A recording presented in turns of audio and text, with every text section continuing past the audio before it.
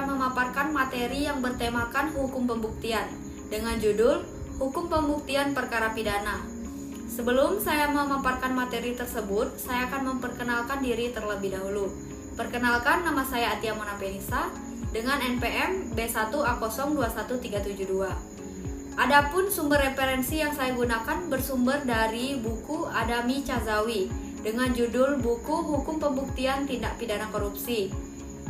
Diterbitkan oleh Media Nusa Kreatif, tempat terbit di Malang pada tahun 2018, tepatnya pada halaman 11-32. Kemudian tujuan dari pembuatan video ini adalah untuk memenuhi tugas mata kuliah Pilbes Hukum Pembuktian dan menambah wawasan serta memberikan informasi mengenai hukum pembuktian kepada para penonton.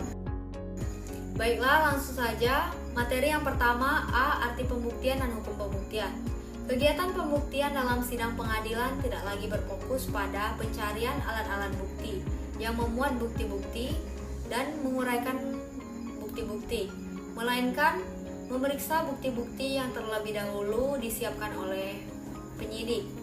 Diajukan penuntut umum dalam sidang untuk diperiksa bersama. Pada dasarnya, kegiatan dalam sidang pengadilan perkara pidana adalah kegiatan pengungkapan suatu peristiwa melalui fakta-fakta dirangkai dari alat-alat bukti yang diajukan. Kadang ditambah juga dengan barang bukti. Kegiatan ini sering disebut dengan pemeriksaan alat bukti. Fakta-fakta yang diperoleh tersebut dirangkai menjadi suatu peristiwa seperti yang sebenarnya atau kebenaran sejati, mendekati yang sebenarnya ataukah jauh dari kebenaran yang sesungguhnya.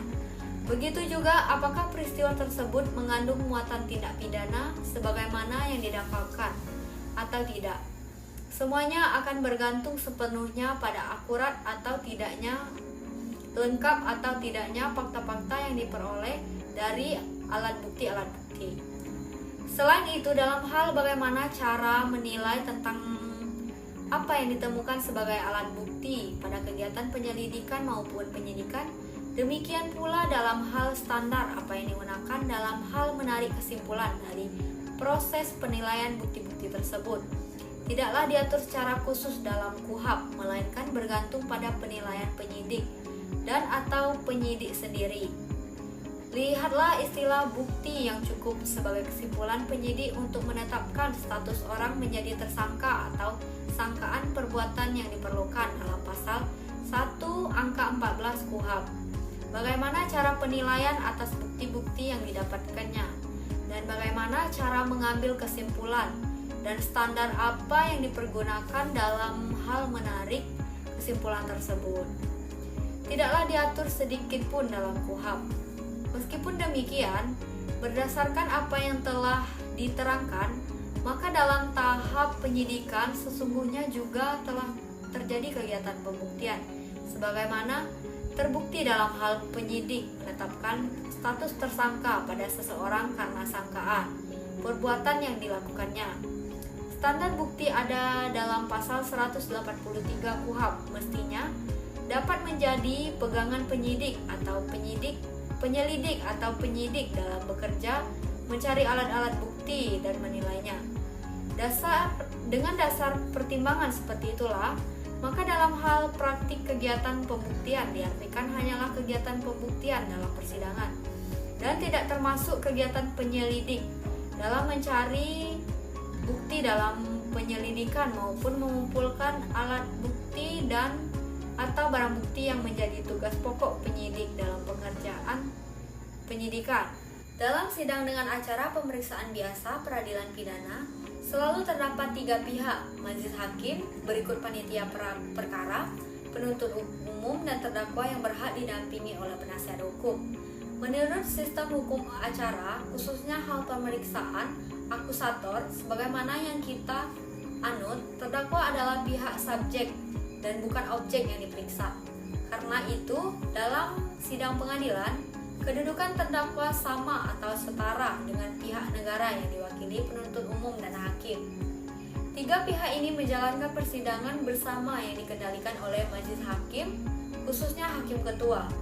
Oleh karena antara pihak penuntut umum dan penasehat hukum berbeda fungsi dan tugasnya, maka tidak aneh dan dapat diterima oleh siapapun apabila dalam pengungkapan fakta-fakta masing-masing pihak akan berusaha ikut terlibat aktif dalam mengarahkan jalannya sidang melalui pertanyaan-pertanyaan pada saksi-saksi, ahli dan terdakwa, atau berdialog dan berdebat satu sama lain.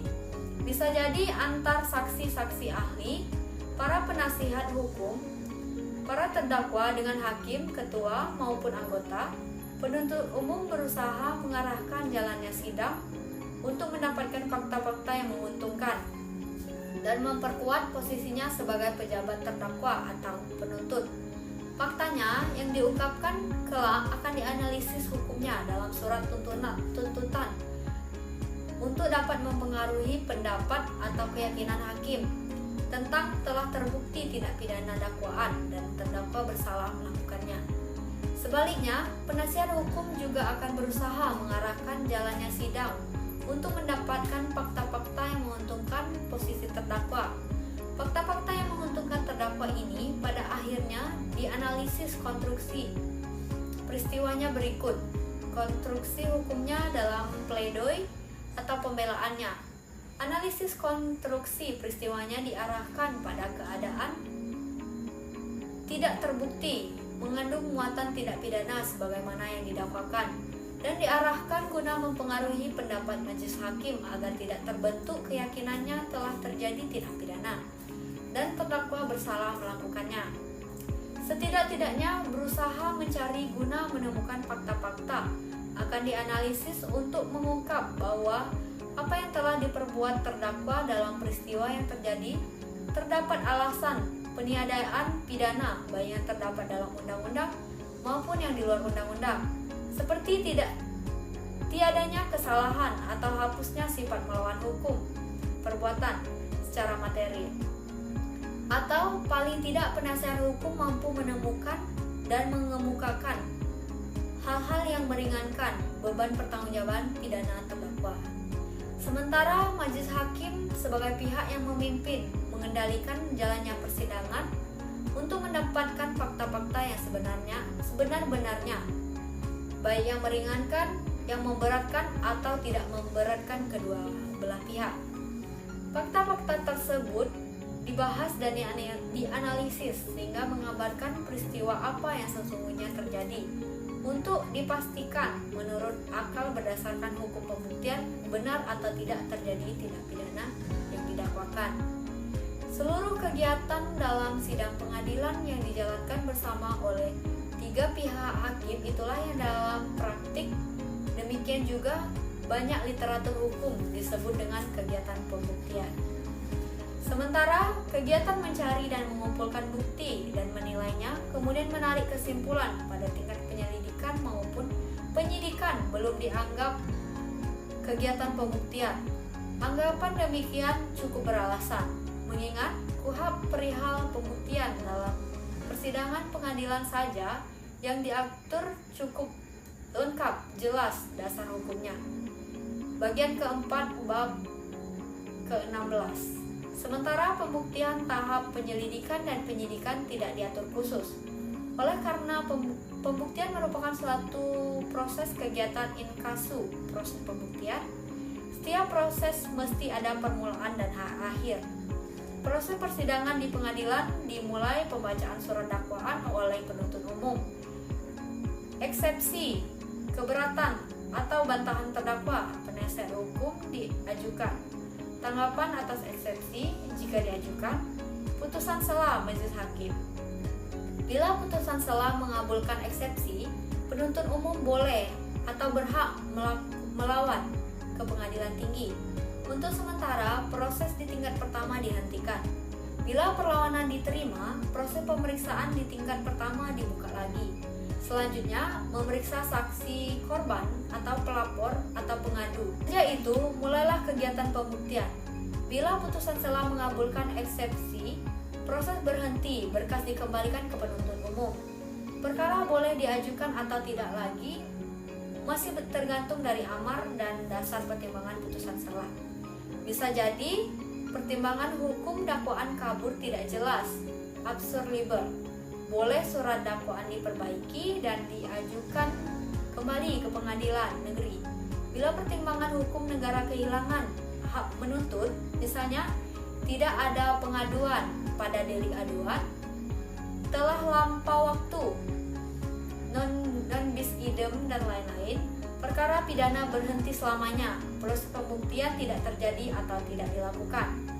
Dimulainya proses pembuktian dalam sidang pengadilan sama baiknya penuntut umum, penasihat hukum, dan majelis hakim. Tidak sama mengenai berakhirnya. Pembuktian akan berakhir pada titik kesimpulan tentang dakwaan terbukti atau tidak. Berikut pertimbangan hukumnya. 1. Bagi penuntut umum, kesimpulan serta alasan hukumnya dimuat dalam surut tuntutannya. Bila replik diajukan, dapat dipertegas atau disempurnakan dalam replik. Jika tidak diajukan, maka sejak requisitoir dibacakan di muka sidang, berakhirlah proses pembuktian. Jika replik diajukan, proses pembuktian berakhir setelah replik dibacakan. 2. Bagi penasihat hukum, kesimpulan dimuat dalam nota pembelaan pledoi yang dapat dipertajam atau disempurnakan melalui pengajuan duplik. Jika tidak diajukan, proses pembuktian berakhir setelah pembelaan dibacakan. Bila diajukan, proses pembuktian terakhir setelah duplik dibacakan. 3. Bagi majelis hakim, kesimpulan dimuat dalam putusan akhir vonis yang disusun dan kemudian dibacakan atau diucapkan dalam sidang terbuka untuk umum. Setelah vonis dibacakan, berakhirlah proses pembuktian bagi majelis hakim di tingkat pertama. Proses pembuktian bagi hakim boleh dilanjutkan di tingkat banding, tidak ada lagi proses pembuktian dalam tingkat kasasi. Dari pemahaman tentang arti pembuktian di sidang pengadilan tersebut, maka sesungguhnya kegiatan pembuktian dibedakan menjadi dua bagian. Pertama, bagian kegiatan pengungkapan fakta. Kedua, bagian pengerjaan penganalisisan fakta yang sekaligus penganalisisan hukum. Bagian pembuktian pertama, kegiatan pemeriksaan bukti, alat bukti yang diajukan di muka sidang pengadilan oleh penuntut umum yang memberatkan dan penasehat hukum yang meringankan, atau kebijakan majelis hakim. Proses pembuktian pada bagian pertama berakhir pada saat ketua majelis hakim menyatakan diucapkan secara lisan dalam sidang pemeriksaan perkara selesai. Dimaksudkan selesai menurut pasal ini tiada lain adalah selesai pemeriksaan untuk mengungkap atau mendapatkan fakta-fakta dari alat-alat bukti. Barang bukti yang diajukan di sidang bisa termasuk pemeriksaan setempat atau di tempat kejadian perkara (TKP). Bagian pembuktian kedua, kegiatan penganalisisan fakta-fakta yang didapat dalam persidangan dan penganalisisan hukum masing-masing oleh tiga pihak tadi oleh penuntut umum dilakukan dalam surat tuntutannya. Bagi penasihat hukum, pembuktian dilakukan dalam nota pembelaan pledoi dan majelis hakim dibahasnya dalam putusan akhir yang dibuatnya. Kalangan praktisi mengartikan pembuktian pada bagian pembuktian yang kedua saja. Pembuktian kedua ini dapat disebut juga dengan pembuktian dalam arti sempit. Sementara arti seluruh kegiatan pembuktian yang pertama sekaligus termasuk pengertian kedua. Keseluruhan ketentuan yang mengatur segala segi pembuktian itulah yang disebut hukum pembuktian. Bahwa proses kegiatan pembuktian yang dilaksanakan bersama oleh tiga pihak, segala seginya telah ditentukan undang-undang KUHP sebagai hukum umum dan berikut aturan khusus di luar kodifikasi seperti pembuktian tindak pidana korupsi.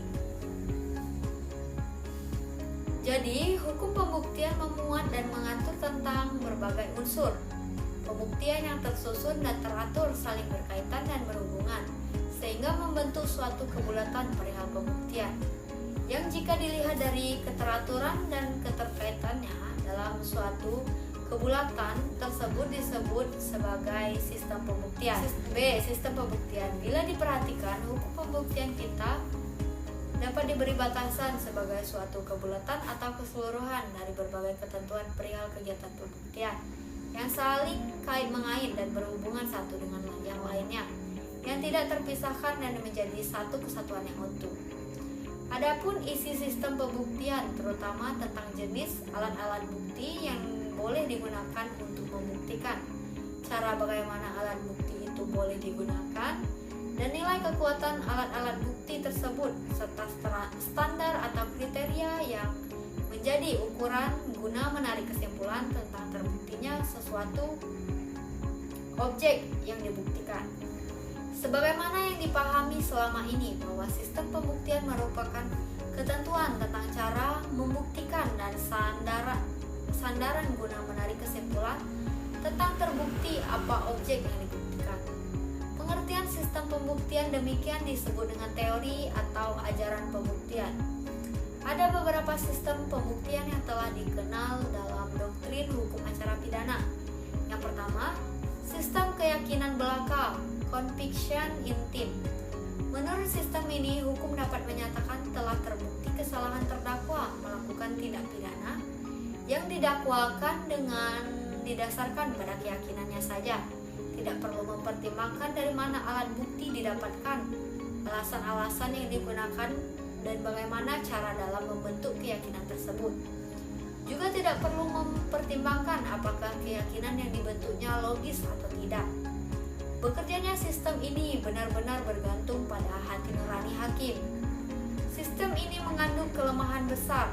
Sebagai manusia biasa, hakim bisa saja salah keyakinan yang telah dibentuknya, karena tidak ada ukuran atau kriteria alat-alat bukti tertentu yang harus digunakan, dan tidak ada syarat serta cara-cara membentuk keyakinan tersebut. Terbuka peluang besar terjadi praktik penegakan hukum sewenang-wenang dengan bertumpu pada alasan keyakinan hakim. Meskipun mengandung kelemahan besar, sistem ini pernah berlaku di Indonesia zaman Hindia Belanda dahulu. Pada pengadilan distrik dan pengadilan kabupaten, pengadilan distrik merupakan pengadilan sipil dan kriminal tingkat pertama untuk orang-orang asli atau bangsa Indonesia, berada pada tiap-tiap distrik di Jawa dan Madura berdasarkan Reglement of the Rechterlijke Organisatie and had beleid de Justice in the Netherlands Indi, disingkat RO, pasal 77-80 RO. 2. Keyakinan dengan alasan logis, location in reason. Sistem ini lebih maju sedikit dari sistem yang pertama. Meskipun kedua sistem dalam hal menarik hasil pembuktian tetap didasarkan pada keyakinan, lebih maju karena dalam hal membentuk dan menggunakan keyakinan hakim untuk menarik kesimpulan tentang terbuktinya kesalahan terdakwa melakukan tindak pidana, masih menggunakan alasan-alasan logis. Meskipun alasan-alasan tersebut menggunakan alat-alat bukti baik dalam maupun di luar undang-undang. Meskipun undang-undang menyebut dan menyediakan alat-alat bukti, tetapi dalam hal menggunakannya dan menaruh kekuatan alat bukti tersebut terserah pada pertimbangan hakim dalam rangka membentuk keyakinan hakim, asalkan alasan-alasan yang digunakan dalam pertimbangannya logis. Artinya, alasan yang digunakan dalam hal membentuk keyakinan hakim masuk akal. Masuk akal artinya dapat diterima oleh akal orang pada umumnya. Sistem ini kadang disebut dengan sistem pembuktian keyakinan bebas, karena dalam membentuk keyakinannya, hakim bebas menggunakan alat-alat bukti dan menyebutkan alasan-alasan dari keyakinan yang diperolehnya dari alat-alat bukti tersebut. 3. Sistem pembuktian melalui undang-undang. Ada kalanya sistem pembuktian ini disebut dengan sistem menurut undang-undang secara positif. Maksudnya ialah dalam hal membuktikan kesalahan terdakwa melakukan tindak pidana didasarkan semata-mata pada alat-alat bukti serta cara-cara menggunakannya telah ditentukan lebih dulu dalam undang-undang. Apabila membuktikan telah sesuai dengan apa yang telah ditentukan undang-undang, baik mengenai alat-alat bukti maupun cara-cara menggunakannya, maka hakim harus menarik kesimpulan bahwa kesalahan terdakwa melakukan tindak pidana telah terbukti. Keyakinan hakim sama sekali tidak penting dan bukan menjadi bahan yang boleh dipertimbangkan dalam hal menarik kesimpulan tentang kesalahan terdakwa melakukan tindak pidana. Jadi sistem ini adalah sistem yang berlawanan dengan sistem pembuktian berdasarkan keyakinan semena-mena. Sistem pembuktian ini hanya sesuai dengan hukum acara pidana, khususnya dalam hal pemeriksaan yang bersifat inkuisitor, seperti yang pernah dianut dahulu di benua Eropa. Sistem pembuktian demikianlah pada saat ini sudah tidak ada penganut lagi, karena bertentangan dengan hak asasi manusia. Pada zaman sekarang sangat diperhatikan hal pemeriksaan tersangka atau terdakwa oleh negara. Juga karena sistem ini sama sekali mengabaikan perasaan nurani hakim. Hakim bekerja menyidangkan terdakwa seperti robot. Sikap dan tingkah lakunya sudah diprogram melalui undang-undang. Keempat, sistem pembuktian menurut undang-undang secara terbatas. Menurut sistem ini, hal membuktikan kesalahan terdakwa melakukan tindak pidana dakwaan. Hakim tidak sepenuhnya mengandalkan alat bukti saja, serta dengan cara yang ditentukan oleh undang-undang. Itu tidak cukup, melainkan harus disertai pula keyakinan bahwa terdakwa bersalah melakukan tindak pidana. Keyakinan yang dibentuk harus didasarkan fakta-fakta diperoleh dari alat-alat bukti yang ditentukan undang-undang. Untuk menarik kesimpulan dalam kegiatan pembuktian, didasarkan pada dua hal yang tak terpisah. Alat-alat bukti dan keyakinan tidak berdiri sendiri. Disebut sistem undang-undang karena kegiatan membuktikan harus menurut ketentuan undang-undang, baik alat-alat bukti yang digunakan maupun cara menggunakannya, serta syarat-syarat yang harus dipenuhi untuk menyatakan terbukti kesalahan terdakwa melakukan tindak pidana dakwaan. Disebut terbatas karena kegiatan membuktikan untuk menarik kesimpulan selain dengan menggunakan alat-alat bukti yang sah menurut undang-undang, juga diperlukan pula keyakinan hakim. Bila ketidakadaan keyakinan hakim, tidak boleh menyatakan sesuatu objek yang dibuktikan sebagai terbukti, meskipun alat-alat bukti yang digunakan telah memenuhi syarat minimal bukti, standar bukti. Hukum pembuktian acara pidana sejak berlakunya HIR dahulu dan kini KUHP menganut sistem ini secara konsekuen. Pasal 294 ayat 1 HIR menyatakan bahwa tidak seorang pun boleh dikenakan hukuman selain jika hakim menyatakan mendapat keyakinan dengan alat bukti yang sah bahwa benar telah terjadi perbuatan yang boleh dihukum dan bahwa yang dituduh itulah yang salah tentang perbuatan itu. Inti sistem pembuktian pasal 294 HIR tersebut diadopsi dengan penyempurnaan dalam pasal 183 KUHP. Pada pasal 183 KUHP merumuskan hakim tidak boleh menjatuhkan pidana kepada seseorang kecuali apabila dengan sekurang-kurang dua alat bukti yang sah ia memperoleh keyakinan bahwa suatu tindak pidana benar-benar terjadi dan bahwa terdakwalah yang bersalah melakukannya. Rumusan pasal 183 KUHP lebih sempurna karena menentukan batas lebih tegas bagi hakim dalam usaha membuktikan kesalahan terdakwa guna menyatukan pidana. Juga ditentukan batas minimum pembuktian standar bukti harus menggunakan setidak-tidaknya dua alat bukti yang sah disebutkan dalam undang-undang. Sementara pasal 294 ayat 2 HIR syarat setidak-tidaknya dengan dua alat bukti sebagaimana pasal 183 KUHP tidak disebutkan secara tegas. Hal ini menandakan bahwa sistem pembuktian negatif dalam KUHP lebih baik dan lebih menjamin kepastian hukum. Meskipun pasal 294 ayat 1 HIR tidak tegas menentukan minimal dua alat bukti yang harus digunakan hakim. Namun jika ketentuan tidak dapat digunakan, satu alat bukti tercermin dari pasal 308 HIR. Pengakuan terdakwa saja tanpa adanya fakta-fakta lain pendukungnya dalam sidang tidak cukup untuk dijadikan bukti. Fakta-fakta pendukung dalam sidang tentu saja diperoleh dari alat-alat bukti selain pengakuan.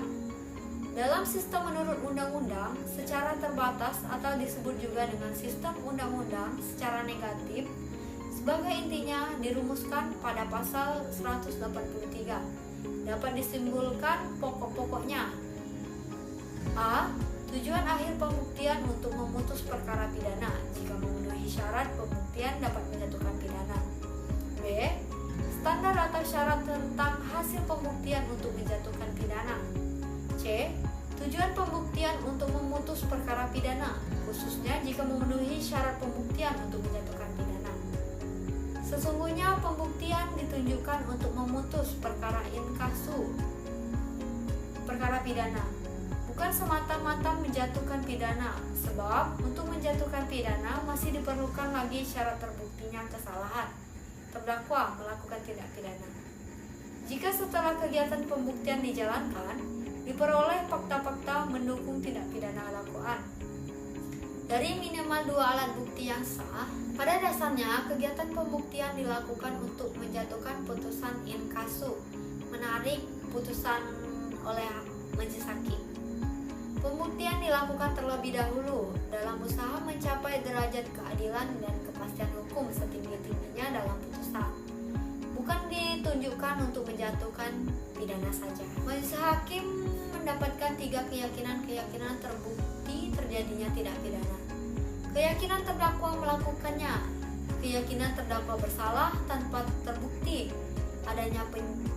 adanya peniadaan pidana selama persidangan, maka pidana dijatuhkan.